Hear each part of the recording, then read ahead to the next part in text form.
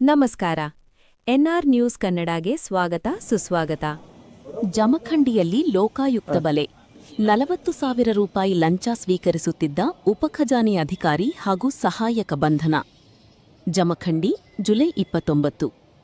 ಬಾಗಲಕೋಟೆ ಜಿಲ್ಲೆಯ ಜಮಖಂಡಿ ನಗರದ ತಾಲೂಕು ಆಡಳಿತ ಸೌಧದಲ್ಲಿ ಕಾರ್ಯನಿರ್ವಹಿಸುತ್ತಿದ್ದ ಉಪಖಜಾನೆ ಅಧಿಕಾರಿ ಎಸ್ಎಸ್ ಬಿರಾದರ್ ಹಾಗೂ ಪ್ರಥಮ ದರ್ಜೆ ಸಹಾಯಕ ವಿನಾಯಕ್ ಹೊನ್ನವಾಡ್ ಅವರು 40,000 ರೂಪಾಯಿ ಲಂಚ ಸ್ವೀಕರಿಸುತ್ತಿದ್ದ ವೇಳೆ ಲೋಕಾಯುಕ್ತ ಅಧಿಕಾರಿಗಳ ಬಲೆಗೆ ಬಿದ್ದಿದ್ದಾರೆ.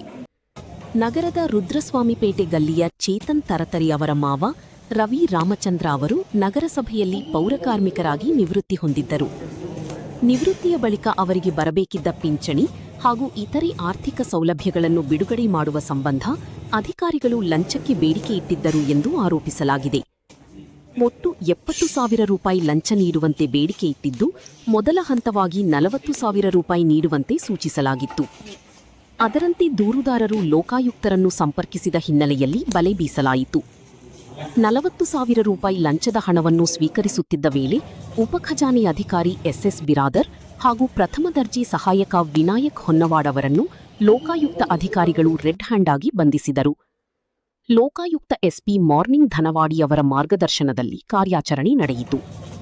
ವಿಚಾರಣೆ ಪೂರ್ಣಗೊಂಡ ಬಳಿಕ ಆರೋಪಿಗಳನ್ನು ನ್ಯಾಯಾಂಗ ಬಂಧನಕ್ಕೆ ಒಪ್ಪಿಸಲಾಗುವುದು ಎಂದು ಅವರು ತಿಳಿಸಿದ್ದಾರೆ. ದಾಳಿಯಲ್ಲಿ Lokayukta DSP Suresh Reddy, CPI NR Kilari, Mallikarjuna Biradar ಹಾಗೂ ಲೋಕಾಯುಕ್ತ ಸಿಬ್ಬಂದಿ ಭಾಗವಹಿಸಿದ್ದರು. ಲೋಕಾಯುಕ್ತ ಅಧಿಕಾರಿಗಳ ಈ ಕಾರ್ಯಾಚರಣೆ ತಾಲೂಕು ಆಡಳಿತ ಸೌಧದಲ್ಲಿ ಸಂಚಲನ ಉಂಟುಮಾಡಿದ್ದು, ಪ್ರಕರಣದ ಕುರಿತು ಹೆಚ್ಚಿನ ತನಿಖೆ ಮುಂದುವರೆದಿದೆ. ದಿನಾಂಕ 27/7/2026 ನಮ್ಮ ಬಾಗಲಕೋಟೆ ಲೋಕಾಯುಕ್ತ ಪೊಲೀಸ್ ಸ್ಟೇಷನ್ಗೆ ಚೇತನ್ ತರತರಿ ಅನ್ನೋ ಒಬ್ಬ ದೂರುದಾರರು ಬಂದು ಒಂದು ಕಂಪ್ಲೇಂಟ್ ಕೊಡ್ತಾರೆ.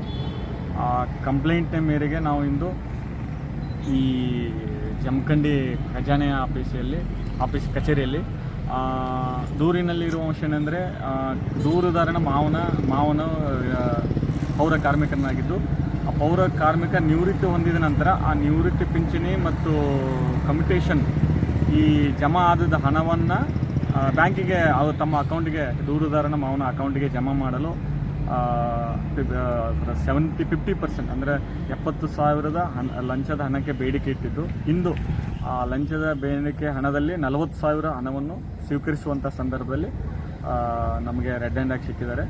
ನಮ್ಮ ಲೋಕಾಯುಕ್ತ ಪೊಲೀಸ್ ಠಾಣೆಯ DSP ಇರಾದಂಥ ಸುರೇಶ್ ರೆಡ್ಡಿ ಮತ್ತು ಇನ್ನುಳಿದ ಅಧಿಕಾರಿಗಳ ತಂಡದಲ್ಲಿ ಈ ಪ್ರಕರಣ ದಾಖಲಿಸಿ ಮುಂದಿನ ತನಿಖೆಯನ್ನು ಕೈಗೊಂಡಿದ್ದೇವೆ. ಒಟ್ಟು ಇದರಲ್ಲಿ 2 ಅಧಿಕಾರಿಗಳು ನೇರವಾಗಿ ಲಂಚದ ಹಣವನ್ನು ಸ್ವೀಕರಿಸುವಂಥ ಸಂದರ್ಭದಲ್ಲಿ, ಅಂದರೆ ಖಜಾನೆ ಅಧಿಕಾರಿಯಾದಂಥ ಶ್ರೀ ಎಸ್ಎಸ್ ಬಿರಾದರ್ ತಾಲೂಕು ಖಜಾನೆ ಅಧಿಕಾರಿ ಮತ್ತು ವಿನಾಯಕ್ ಹೊನ್ನವಾಡ್ ಪ್ರಥಮ ದರ್ಜೆ ಖಜಾನೆ ಇಲಾಖೆ ಇಲ್ಲಿ ಕೆಲಸ ಮಾಡ್ತಕ್ಕಂಥ ಇವರಿಬ್ಬರು ಅಧಿಕಾರಿಗಳು. ಈಗ ಪ್ರಕರಣದ ತನಿಖೆಯನ್ನು ಮುಂದುವರಿಸಿದ್ದೇವೆ. ಮುಂದಿನ ಕಾನೂನು ಕ್ರಮ ಕೈಗೊಂಡು ತನಿಖೆಯನ್ನು ಮಾಡ್ತೇವೆ.